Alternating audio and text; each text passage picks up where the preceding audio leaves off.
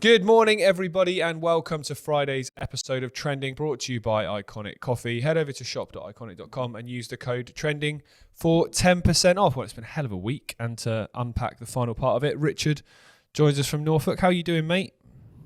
I'm good, thank you. I'm hot off the heels of our first round table episode. It's going down really well, so head over to Yeah. iconic.com and watch that. It's gone down really well. Really enjoyed doing that. Yeah, no, it was good fun, mate. It was good fun. And the first hour or so is going to go out on Twitter later today as well for anyone to view. No, it was good fun. It was good fun. Chuck some topics around and not have a kind of fixed time where it has to be 20 minutes, has to be 30 minutes. Just let it run.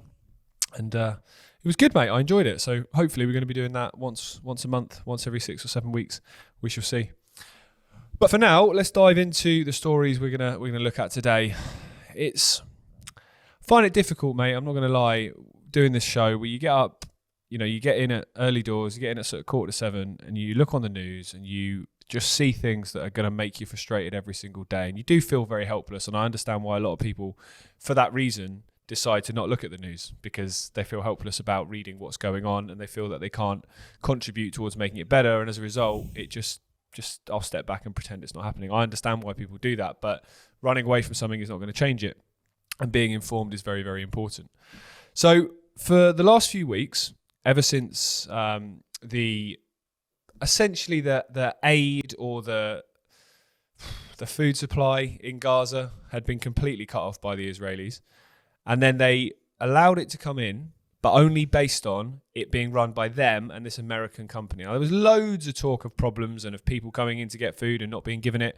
There's also been lots of stories of IDF soldiers targeting people while they're queuing and waiting for food, unarmed civilians, which is what the majority of the Gazan population is. The vast, overwhelming 99% majority is civilians and children. Whatever they might tell you differently, that's what it is. But this story today, firstly, that was called a conspiracy theory. IDF soldiers weren't doing that. But this story actually goes further today. So this is the headline here. Gaza aid contractor tells the BBC that he saw colleagues fire on hungry Palestinians. Now, that's not IDF soldiers. That's colleagues of this aid firm. So, a former security contractor for Gaza's controversial new Israeli and US-backed aid distribution site has told the BBC that he witnessed colleagues opening fire several times on hungry Palestinians who posed no threat, including with machine guns. On one occasion, he said, a guard had opened fire from a watchtower with a machine gun because a group of moving women and children and elderly people were, wait for this, moving too slowly away from the site. Now, this is people who have been starved, essentially, for weeks on end. I'm not being funny. I don't think I'd be moving very quickly either, for one. And also, you're describing children and elderly people there who are not going to move particularly quickly anyway. And either way, even if it's young, fit men and women, you don't shoot at somebody because they're moving too quickly. There's a word for that, psychopathic. And it's because of stories like this, and it's because of, these are not just stories, these are actually happening. It's because of things like this that there is such anger towards the Western governments for the way they're just allowing it to happen and facilitating it to happen, and anger towards Israel and the Israeli regime and the IDF, which is what leads to things like the death to the IDF chant and things like that, leads to people breaking into air bases. I'm not condoning those things, but I'm making the point that if this sort of stuff is going on and it's being ignored, understandably, there's going to be anger. This is absolutely barbaric. Imagine this happening in the UK. Imagine Hadrian's Wall is there and there's towers and people are stood on top firing if anyone from Scotland tries to get into England or the other way around. Can you imagine? It's insane. But this is just normality. And this story, yeah, it's front page news today on the BBC, but it'll be gone tomorrow and everyone will just get on with their lives. And Israel will get away with it once again. I can't really compute this, Rich, because the IDF, you look at and go, okay, they've, and I'm not condoning them at all, but they've been brought up in Israel. They've been conditioned. They've been programmed since birth. The rest of the world hates you, that the Palestinians are vermin, X, Y, and Z, everything that they will have been taught. But these are supposedly aid workers there to help these people. These aren't soldiers. This is I mean, they might be retired soldiers. I don't know, but in a sense, they're just people who have decided to go there and help. This is something I can't quite compute. Just to finish before you jump in, Rich, this system's obviously been widely criticised, not just for reasons like this, but for others as well, because it's forcing people to walk through active combat zones to reach the sites where they're supposedly getting aid. As a result, Israeli forces have killed nearly 400 Palestinians trying to get food because they were just wrong place, wrong time, essentially. Again, normal. Israel say that the new distribution systems have stopped the aid going to Hamas. Such excuses every time. Continuing the description of the incident, this whistleblower has said that he's seen guards fire on groups of Palestinians. The former contractor said, as it happened, another contractor on location, standing on the berm, overlooking the crowd, opened 15 to 20 shots of repetitive fire onto the crowd. A Palestinian man dropped to the ground motionless, and then the other contractor was standing there and said, "Damn, I think I got that one," and then laughed about it. These people aren't human, are they, mate? No, and you wonder why they signed up for it in the first place. There's many questions that rise from that. Why are they signing up to go in the first place if they're that psychology? Why aren't they getting vetted on the way in on their psychological profile, which may be leading into digital ID a bit too much, maybe. But still, you can have the psychology and psychological understanding that some people should not be anywhere near these people. And two, why are they armed? Yeah. What the IDF are there? Why are you giving these volunteers machine guns? It doesn't make. It's absurd. Why would you give people like that just any old sod that can just sign up for this? I mean, it's clearly not a aid system, is it? I mean, I think the vast majority of people probably will be, but within that, as per usual, there'll be a military arm that's literally overseeing it. It's a military. It's a backup military system. It is. It's exactly what it is. There's also a theory here that I've just come to me that Israel got a lot of criticism publicly and internationally for the 11-week blockade of food and water, right?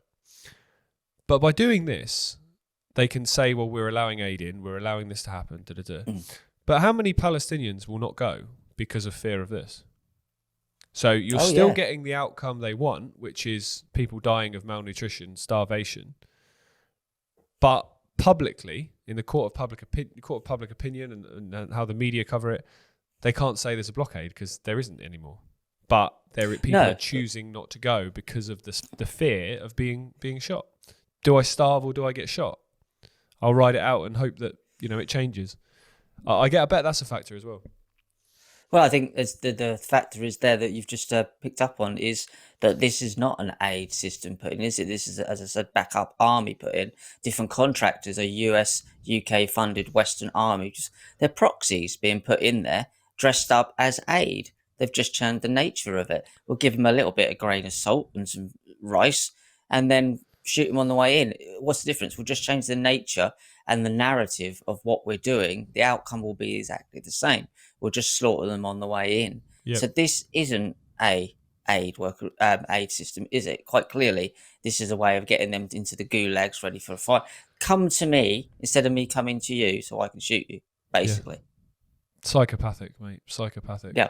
But we're going to move on. You've got a story related to Israel as well, I believe.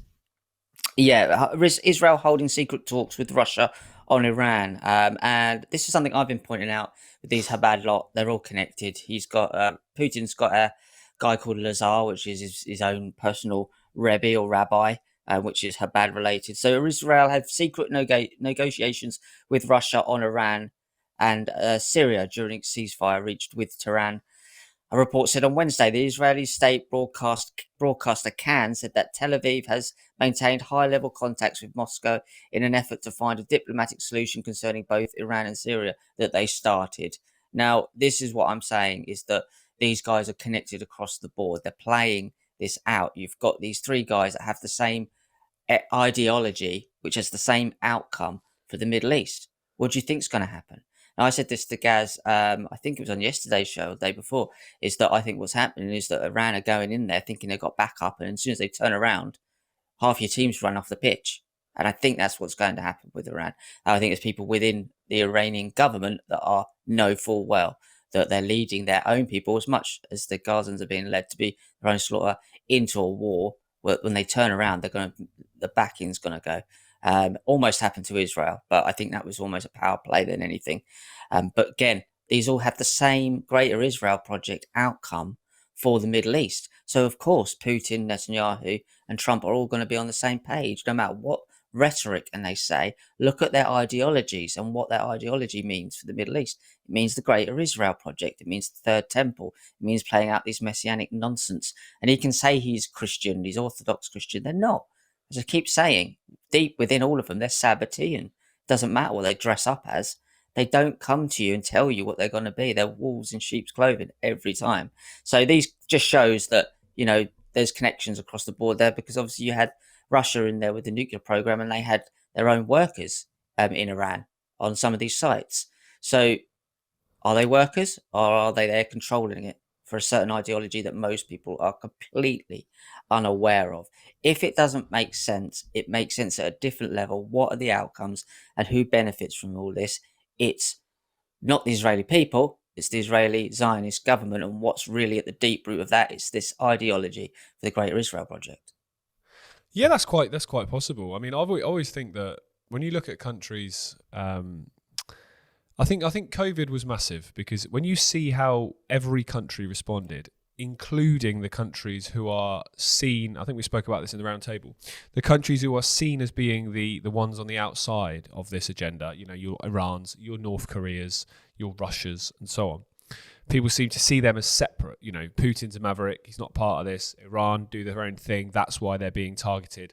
North Korea, same principle.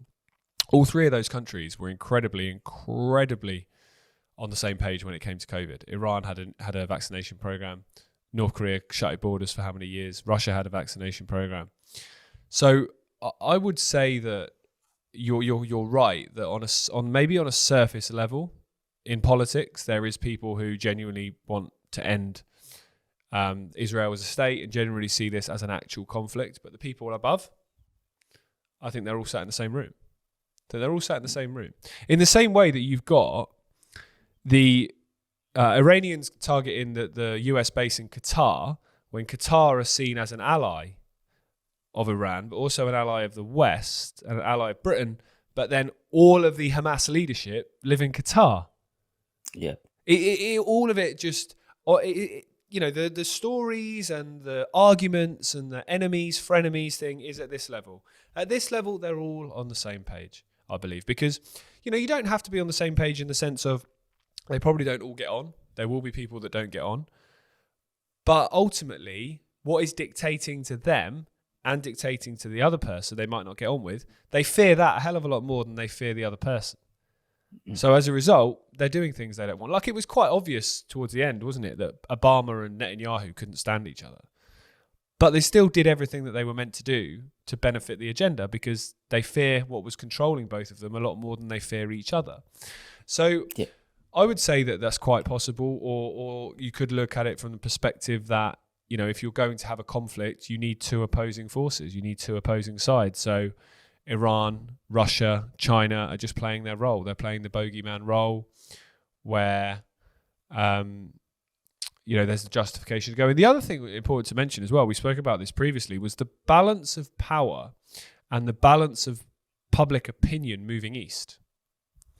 I remember it was after the interview that Tucker Carlson did with Vladimir Putin that basically showed Putin to be quite very, he is clearly a very intelligent, very articulate man, but it showed him to be quite reasonable in the sense of that's how the interview came across, and that he was going, we want peace, we don't want this, but you guys seem to want it, da da da da da.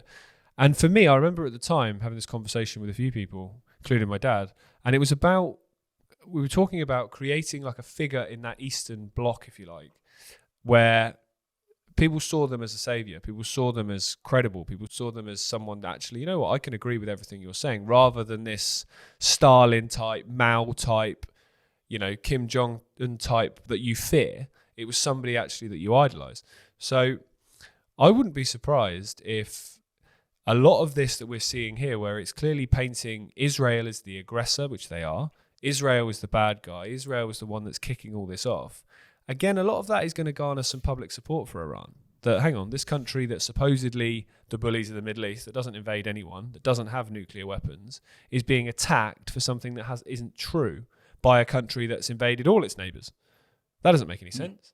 So I don't know. I think there's a lot of factors at play here, really. A lot of factors at play here, because we've spoke about this a few times, that if there is this third world war, I don't think the West's meant to win this one, because the society that's closest to the one they want to create is China. So what an easy way to impose that, in the same way that the Second World War did that. You know, Britain and America won the Second World War, and then you look at, take a really simple option. Take a country like Japan. Good Japan post Second World War, and look at it afterwards in terms of the societal changes, the way people live their lives, the way people dress, all of those things. It was changed like that. It became a Western country, essentially, pretty quickly. What if China and that bloc win this Third World War, whatever win looks like, there would be no winners, and then just impose their style of system on the rest of the world?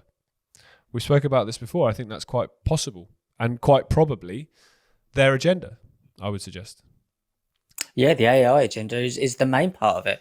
And again, that's just a block within it, as you say. The real agenda is to play out, in my opinion, this end times prophecy. And within that end times prophecy is this AI artificial agenda. That's the system, the beast system that needs to run it. They have not been able to do it because they've not had the technology. They've had to wait for, they call it the Enlightenment, the technology to catch up with the concept and the ideology. So that's what you find between all three of them. All the major players, the US, the West, Russia, is this same ideology. So what's the narrative playing out? It's this Middle East narrative. Yes. Everything like a vortex is getting sucked into that narrative. But China is the model of how they want that new utopia to be. Yeah. Well, nicely segueing on to our next story, mate, when you talk about AI and the technological advancement and technological involvement in our lives.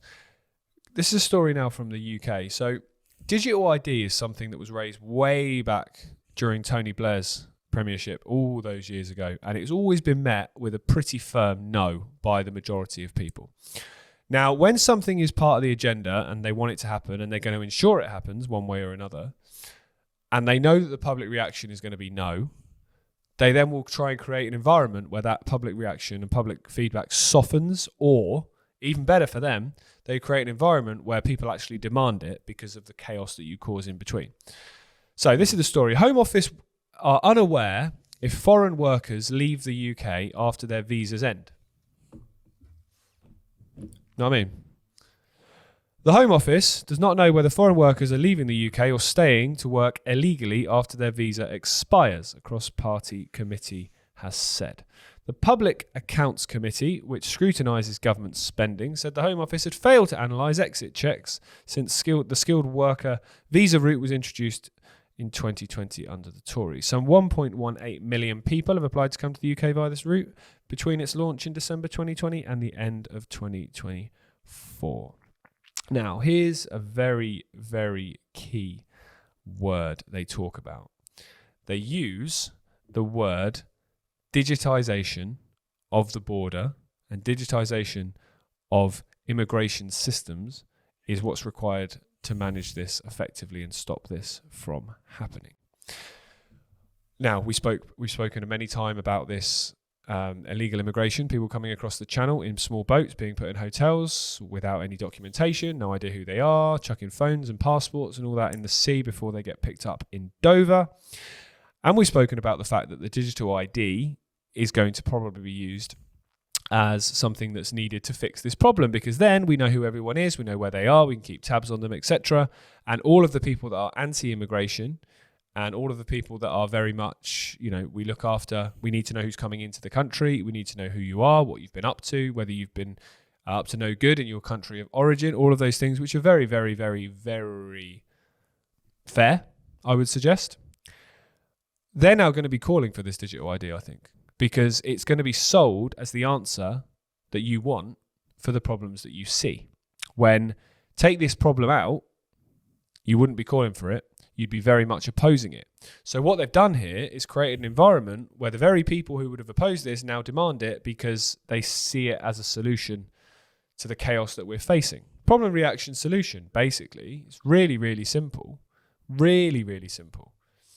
You know, so many examples you could use of how this has been done over the years, where if something is on the agenda, there's no public support for it, create an environment, and then people call for it. 9/11 was the biggest one that most people remember. There would have been no appetite to invade Iraq, invade Afghanistan, and all this chaos that has followed in the Middle East. There was no appetite for that among the American public, the British public. But then 9/11 happens, and all of a sudden that whole thing changes. You take that event away, and everything that we've seen since would have been much, much more difficult to justify. Much more difficult to justify. So I think this is basically another example of them deliberately being incompetent, deliberately creating chaos, so then they can offer the solution. Because it's very, very simple. If you want the status quo to change, then you make it non-functional. You make it not fit for purpose. You make it don't work. We've used this example over the years to do with the NHS as well, that you make it so not fit for purpose. People demand the alternative, which is obviously a private system, because they see it as the solution. Same principle here. People see nothing working because nothing's being done. It's not meant to work. It's meant to be chaotic. And then the solution that you wanted the whole time all of a sudden looks very attractive. Don't really think there's much more to say on that. I think it's a very, very simple playbook that they're using. And if they rinse and repeat the same techniques, if no one seems to put their hand up and say, hang on, I see what you're doing here. So that's why it's important to do that, to put your hand up and say, look, I see what you're doing here. You've done it before. You did it then. You're doing it again. And we're not falling for it this time. What's your take, mate? Well, you see, there's many. This is playing straight into the big, beautiful bill of Donald Trump that's just been put through. All of this AI border stuff, Alligator, Alcatraz, run by Zion Hero. He got an award called the Zion Hero, DeSantis, a few years back. So they're putting people in cages. That's absolutely fine when Donald Trump does it. Yeah. Horrific when Biden and Obama does it, apparently. Same thing, all right, when we do it, as we say. This is obviously part of the digital ID being put through, isn't it? There's several ways of doing this. You can either have a genuine problem and make a solution to that. You can have the illusion. I mean, these stats might not be true at all. How do they know these stats if they've never looked into it? There's a contradiction there. So it doesn't need to be true. I think it is, but it doesn't need to be true. It just needs to have the common denominator of everybody believing it to be true. Obviously, we've had an influx of people coming in this country not knowing who they are. That's been purposely done, as you say, probably reaction solution. It was purposely done in America. But to have these systems in place, if you're going to have a digital ID system, you need to make it global, because obviously if you're going from one country to another, that has two borders. So you need both sides of the border to have the digital system to be able to connect it together to keep the information all in line, or you're just going to get half the story. So I don't think people realize is that once you put it in one place, everybody else has to follow suit, because the system relies on knowing where that person's gone on the entire planet, not to just in your country. And I think people don't realize that, is that you go, okay, well, we had John Bennett came into our country and he went out the country in July and came back in August. Well, where had he been for those months? What had he been doing? Oh, we need to have a digital ID system in the other countries he went to so we can track him. It's not, it's quite obvious to me that once you get it in one place, it's going to spread very, very quickly. Yeah, I completely agree.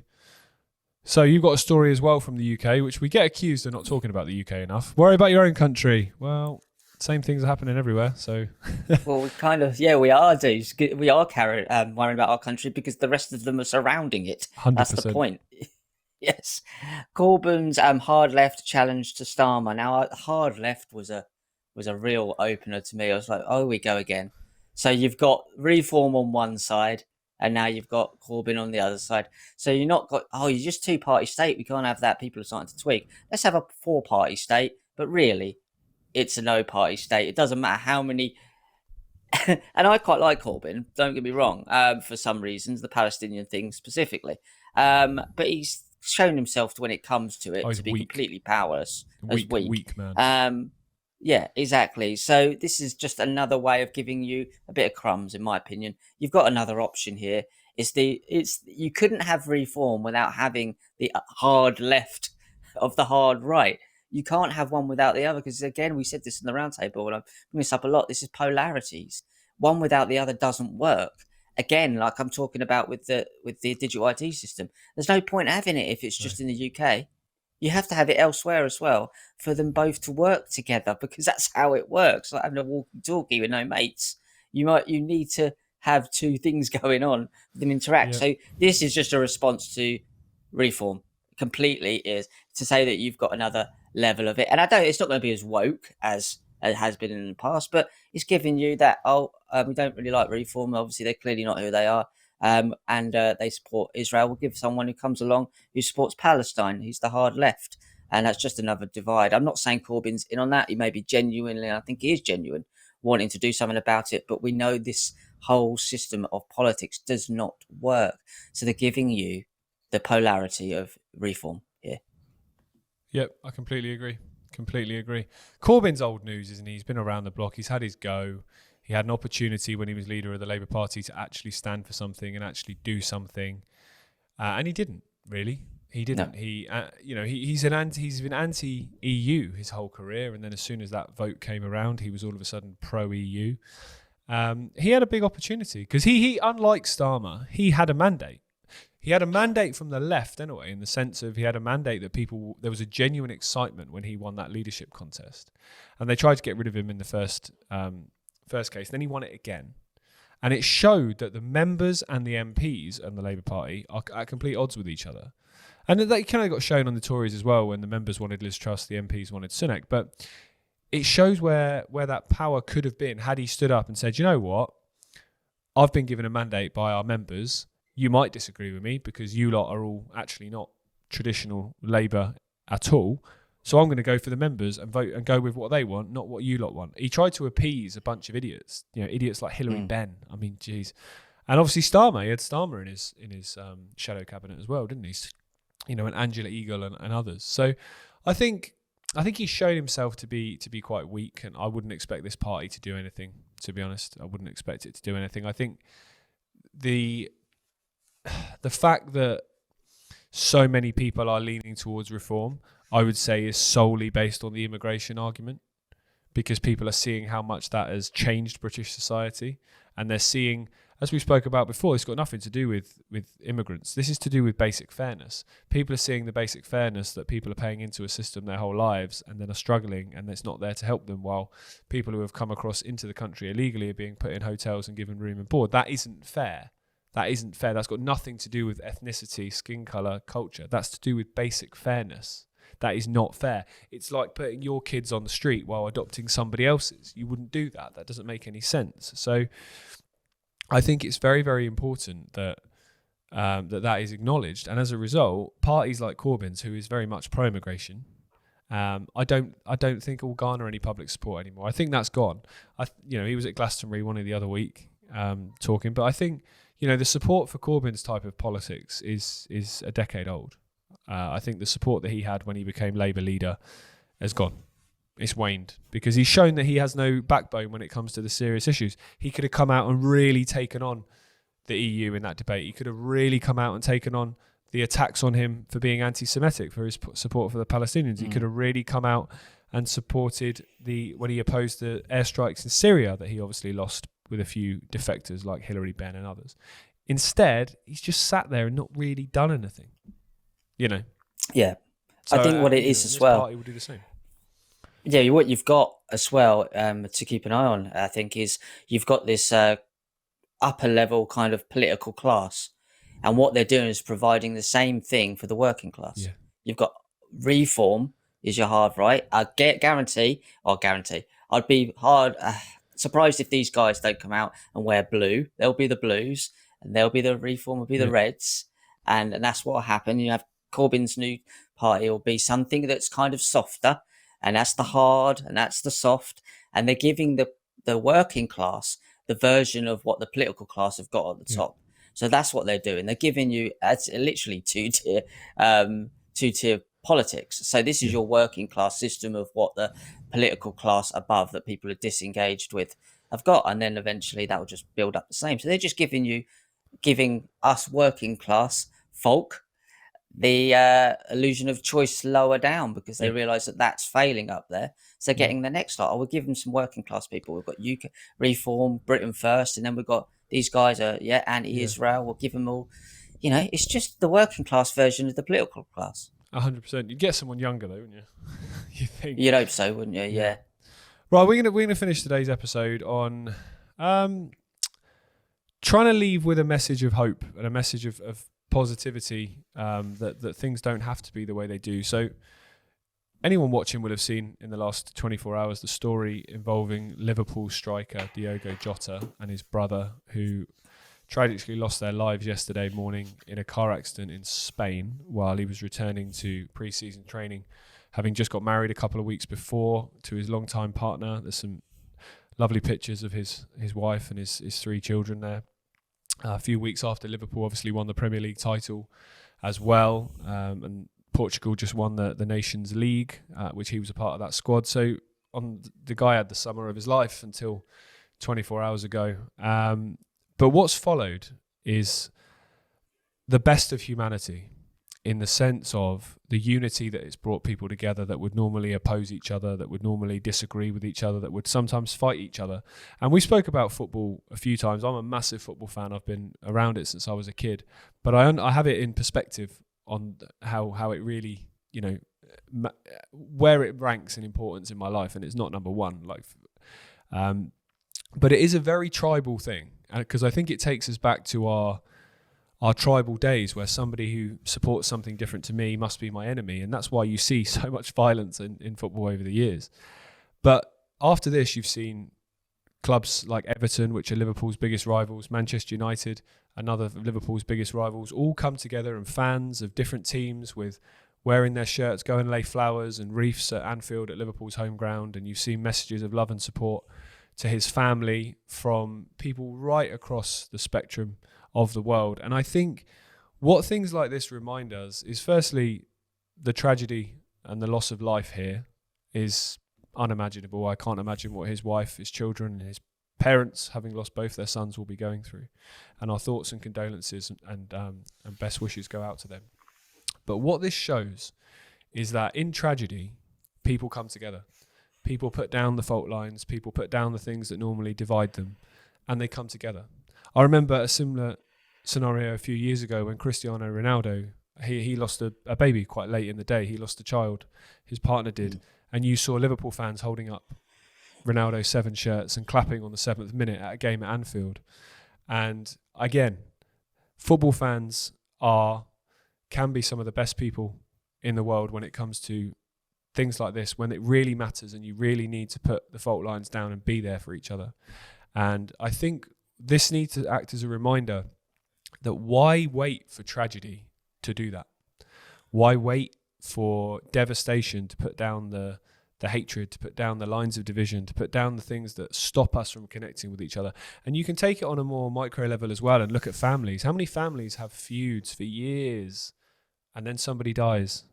Or somebody gets a diagnosis and all of a sudden those feuds have become irrelevant and people make up and probably sit there going, why didn't we make up years ago? Look at all that time we've wasted. We're never going to get back. I think we need to take this as a message that why wait till it's too late? Why wait till there's tragedy to come together? Because these sort of things show that life is finite, and unfortunately, nothing's going to protect us from this happening to all of us, not in as tragic circumstances, but we're all going to not be here one day. This guy was a superstar, played for his country, multi-millionaire, had everything that most people would aspire to, but it's not protected him from this. So why would we wait till it's too late to put those fault lines down? It's so important that we do it now. So important. Look at all the time and energy we waste being opposed to each other. I woke up to this yesterday. I'm sure you saw, Rich, as well. And it was just, it doesn't feel real, because I know things like this happen every single day and they happen to people no one's ever going to know the name of. But I think when it happens to somebody well known, it's firstly a reminder that being, well known and having all the things that most people aspire to doesn't protect you. It doesn't make you immortal. And it's also a reminder that things like this happen every day. Yeah, gives you perspective, doesn't it? Absolutely. gift of the curse of it. It does give you perspective, and it shows what a strange planet we live on when these things are happening. You've got people all over the world suffering right now, today, and you get such a small amount of time here. And it does give you perspective, little things like that. So, yeah, God bless her, him, his family, his brother, and sending our best wishes. Absolutely. Well, thank you very much for tuning in with us this morning, everybody, and thanks for tuning in with us all week. Rich will be back this afternoon at 2:00 for Trending in the Afternoon. And myself and Gareth will be back on Monday morning to bring you more news and context that is vitally needed. In tribute of Diogo Jota, we're going to play out today's episode with Jerry and the Pacemakers, You'll Never Walk Alone, which can be applied to every single one of us everywhere in the world. Bye. When you walk through a storm, hold your head up high and don't be afraid of the dark. At the end of a storm, there's a golden sky and the sweet silver song of a lark.